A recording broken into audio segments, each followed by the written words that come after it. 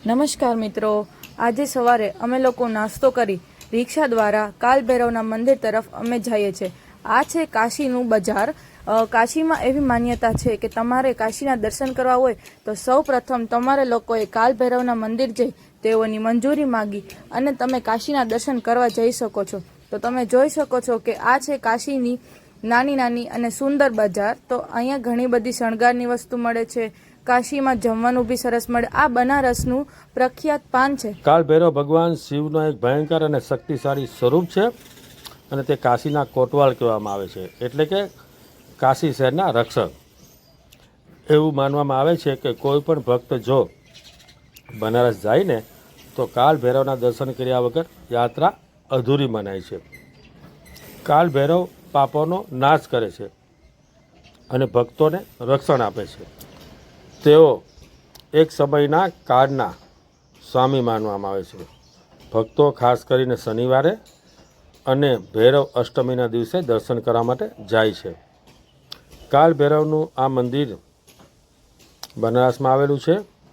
અહીં કૂતરો એટલે કે ડોગ એનું વાહન માનવામાં આવે છે, એટલે કે કૂતરાને ખવડાવવાથી શુભ મનાય છે। કાલ ભૈરવની તમે પૂજા કરશો ને તો ભય, નકારાત્મકતા અને મુશ્કેલીઓ દૂર થાય છે। કાશીમાં રહેતા લોકો એના માટે રક્ષક દેવ છે। તો તમે જ્યારે પણ કાશી આવો ત્યારે આ કાલ ભૈરવના દર્શન કરવાનું ચૂકશો નહીં। જય મહાકાલ। વિશ્વનાથ એટલે વિશ્વના નાથ, અને કાશીમાં એ પણ કાશી વિશ્વનાથ અને જ્યોતિર્લિંગમાં મહાદેવના દર્શન કરીને ખૂબ મજા આવી। ખરેખર આનંદ થઈ ગયો। હું અને દીપા દર્શન કરવા માટે ગયેલા, ફક્ત 20 મિનિટ, કેમ 20 મિનિટની અંદર તો દર્શન થઈ ગયા। પછી ખરેખર એકદમ આનંદ થયો। ત્યાં ફોટોગ્રાફીની મનાઈ હતી એટલે અમે તમને દર્શન તો નહીં બતાવી શકીએ, પરંતુ આ વિડીયોની વચ્ચે હું તમને ગૂગલમાંથી કે કોઈ જગ્યાએથી ફોટો બતાવી શકીશ। ખાસ વાત તો એ છે કે મા અન્નપૂર્ણા એના પણ દર્શન થયા, અને બાજુમાં મા અન્નપૂર્ણાનું મંદિર પણ છે, એટલે ખાસ જોવાલાયક આ જગ્યા હતી। ખરેખર અમે ધન્ય થઈ ગયા કે આટલા જલ્દી દર્શન અમને બપોરના થયા। કેમ સાંજના ટાઈમે આરતી હોય છે એટલે ભીડ હોય છે, સવારના 3-4 વાગે દર્શન ખુલી જાય છે એટલે પણ ભીડ હોય છે। તો જો તમે બપોરના ટાઈમે જાઓ તો વધારે અનુકૂળ છે। તમે પાછળ ભીડ તો જોઈ શકો છો, પરંતુ દર્શન માટે આટલી ભીડ નથી। લાઈન લાગે છો મિલ્ક ભંડારમાં, જલપાનમાં। બસ આ જ છે દુનિયા અને આ જ છે બનારસ। અમે લોકો આવી ગયા છે સામે ચોક, કસ્તા કચોરી ને સમોસા હિંગવાલા, ચના છોલા। ભાઈ અહીંયા શાક નહીં ને ખાવાનું, અને આ વસ્તુ જો सब्जी मत डालो, सब्जी नहीं है, आनंद कहाँ है? अच्छा तो एक काम करो, आप मुझे सिर्फ कचौरी दे दो। पत्ता ले लीजिए, हाँ एक 2-4 चम्मच ले लीजिए, ओके ओके। भैया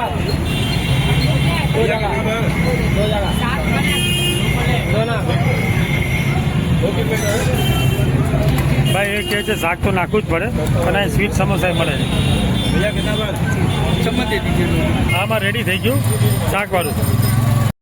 यहाँ पे बोलते कि यहाँ पे काशी विश्वनाथ का श्राप है कि जिस दिन भी एक डेड बॉडी नहीं जलेगा उस दिन पूरे काशी को नाश कर देंगे। भगवान शंकर ऐसा है, उनका यहाँ पे श्राप है, क्योंकि पूर्व काल में भगवान शंकर और माता पार्वती जब पूरे सृष्टि का भ्रमण कर रहे थे तो भ्रमण करते हुए ऊपर से देखे तो एक चमकता हुआ वन दिखाई दिया। तो भगवान शंकर और माता पार्वती इसी जगह पे आए थे। यहाँ पे आने के बाद भगवान विष्णु जी अपने सुदर्शन चक्र से इस जगह पे एक कुंड का निर्माण किए। उस कुंड में भगवान शंकर और माता पार्वती स्नान किए। स्नान करने के टाइम माता पार्वती जी के कान का कन्निका और भगवान शंकर जी के मस्तिष्क का मणि यहाँ पे स्नान करते टाइम पानी में गिर गया था, इसीलिए जगह का नाम पड़ा मणिकर्णिका घाट। और उसी मणिकर को खोजने के लिए सारे देवी देवता काशी में इस जगह पे स्नान किए। सभी ने खोजा, किसी को भी नहीं मिला। तो भगवान शंकर जी क्रोध में यहाँ पे श्राप दे दिए कि जैसे मैं अपने क्रोध में जल रहा हूँ ऐसे यहाँ का भूमि जलेगा। तब से आज तक यहाँ पे अंतिम संस्कार होता हुआ आ रहा है। तब भगवान विष्णु जी आए, कछुए का रूप धारण करके गंगा नदी में गए। उनका उनका मनी और कर खोजने के लिए उन्होंने भी खोजा, उनको भी नहीं मिला। तो भगवान विष्णु जी धरती पार करते हुए दूसरे साइड गए, क्योंकि मनी और कर का इतना ज्यादा ताप था, तेज था कि वो धरती पार करते हुए दूसरे साइड चला गया। और जहाँ गया था वहाँ पे 2 झील बना, एक गर्म पानी का, एक ठंडे पानी का।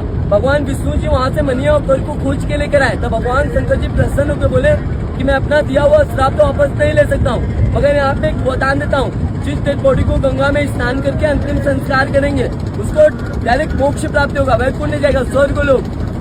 इसलिए यहाँ पे इतनी सारी डेड बॉडी बर्न होता है। एक दिन में 200, 250, 300, 400 डेड बॉडी बर्न होता है, अंतिम संस्कार होता है। हाथ जोड़ के नमस्कार कर लीजिए मोक्ष नगरी में। आप लोग काशी को 3 नाम से जानते हैं ना, काशी, बनारस, वाराणसी, मगर काशी को टोटल 5 नाम से जाना जाता है। सबसे पहला नाम है मोक्ष नगरी, आनंद वन। काशी, बनारस, वाराणसी, ये मोक्ष नगरी है। आप सर ये जो देख रहे हैं ना गंगा नदी, एक पूरा काशी, ये काशी भूलोक में नहीं आता है, ना आकाश में, ना पाताल में, ना जल में, ये भूलोक पे नहीं आता है। ये काशी जो है भगवान शंकर जी के त्रिशूल पे टिका हुआ नगरी है, आनंद वन। ये जो गंगा नदी देख रहे हैं ना, ये गंगा नदी उल्टी धारा है, उत्तर वाहिनी है। माँ गंगा भी बाबा विश्वनाथ को, भगवान शंकर जी का चरण छूने के लिए माँ गंगा भी उल्टी बह के आई है। उत्तर वाहिनी गंगा नदी है काशी में, इस जगह पे। अरे आप जहाँ बैठे हैं ना, ये नदी अर्धचंद्रमे का आकार का है। इस में 80 घाट है। 80 घाट बोलने से जब माँ दुर्गा 2 राक्षस थे, शुंभ और निशुंभ, उनका वध करने के लिए जो अपना तलवार पे की थी ना, उस तलवार का नाम था 80। वह तलवार जहाँ गिरा उस जगह से 80 नदी उत्पन्न हुआ। वही नदी आके गंगा नदी में इंक्लूड हुआ है। और साइड में वरुणा नदी है। वरुणा प्लस 80 को ज्वाइन करने से सिटी का नाम पड़ा है वाराणसी। જ્યારે તમે આ ઘાટ ઉપર જાઓ ને મણિકર્ણિકા, ત્યાંથી તમને હોડી મળશે અને એ હોડી ત્યાંથી જ સસ્તી પડશે। બાજુમાં જ લલિતા ઘાટ છે, ત્યાંથી પણ તમને સસ્તી મળશે। પર પર્સન 200 રૂપિયા જેવું લેશે, ગ્રુપ હશે તો ફાયદો થશે। તો તમને અમારો વિડીયો કેવો લાગ્યો એ ખાસ જણાવજો, લાઈક કરજો, શેર કરજો અને ખાસ તો સબસ્ક્રાઈબ કરજો। હજી હું તમને 84 ઘાટના દર્શન કરાવીશ અને બનારસની જે પ્રખ્યાત આરતી છે એ પણ બતાવીશ। તો ચેનલને ખાસ સબસ્ક્રાઈબ કરતા રહેજો અને જો આ જગ્યાએ જાઓ ને તો 84 ઘાટ અહીંથી જ તમે જજો, તમને સારું અને સસ્તું પડશે। ઓમ નમઃ શિવાય।